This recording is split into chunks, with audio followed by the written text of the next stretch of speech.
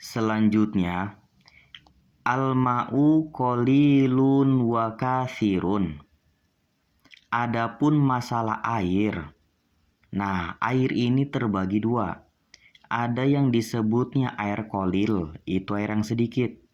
Dan ada yang disebut yang kedua air katsir, itu air yang banyak. Mana air qalil? Al-qalilu madunal kulataini. Yang disebut dengan air qalil itu adalah air yang kurang dari 175 liter atau kurang dari 2 kulah. Itu namanya air qalil. Wal katsiru kullatani fa aksaro. Dan adapun yang keduanya, air yang disebut namanya air katsir.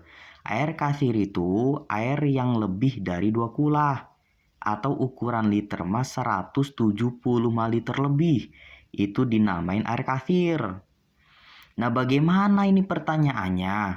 Kalau misalkan air qalil, yang pertama tadi, air yang kurang dari 170 liter atau air yang sedikit apabila kenajisan, itu hukumnya sah nggak dipakai untuk sesuci?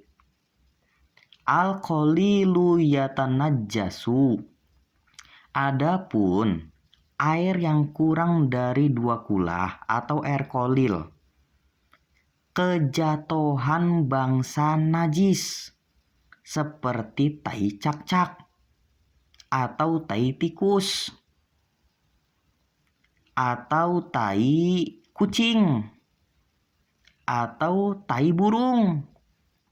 Nah, itu air yang sedikit yang kurang dari 2 kula dihukumin yatanajjasu. Hukumnya jadi najis.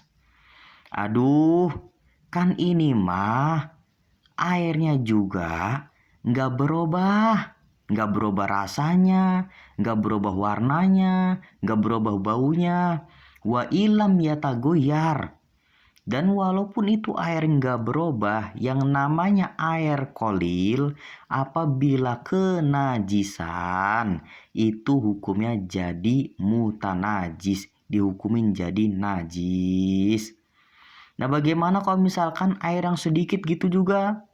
Air yang sedikit atau air qalil, apabila kecipretan, bekas daripada berwudu jadi mustakmal. Jadi suci tapi tidak mensucikan. Nggak sah dipakai buat berwudu. Nah, itu ya, itu sebab air qalil.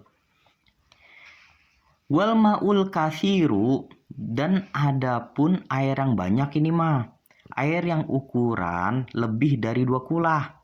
Bagaimana hukumnya misalkan air yang ukuran lebih dari 2 kulah, lalu kenajisan, kejatuhan tai cak-cak, kejatuhan tai burung, kejatuhan tai tikus, apakah dihukumin najis juga?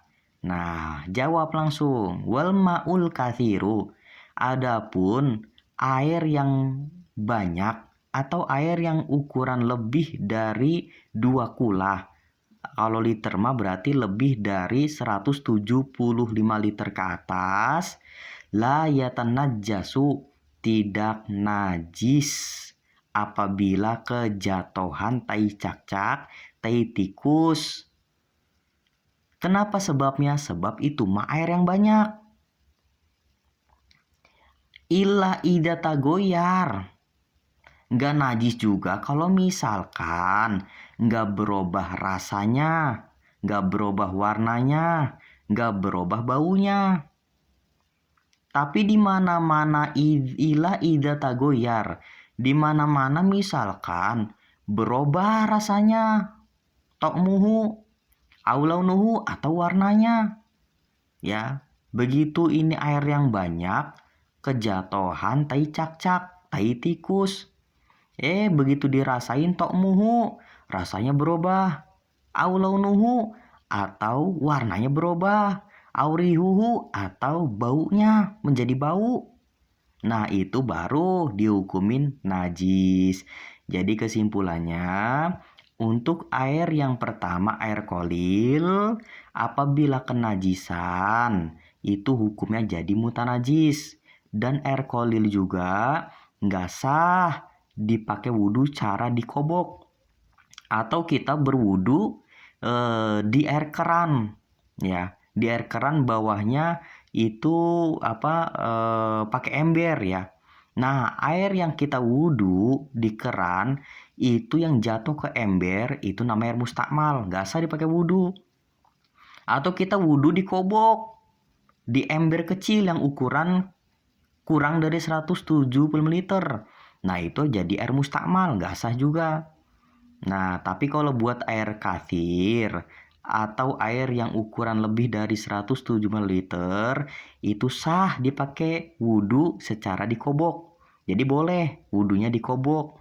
Dan apabila kenajisan itu air kathir selagi nggak berubah rasanya, nggak berubah warnanya, dan nggak berubah baunya, itu hukumnya tidak najis. Sebab itu air kathir, air yang banyak yang ukuran lebih dari 175 liter. Mudah-mudahan bermanfaat bagi kita semua, bisa mengamalkan secara pelan-pelan.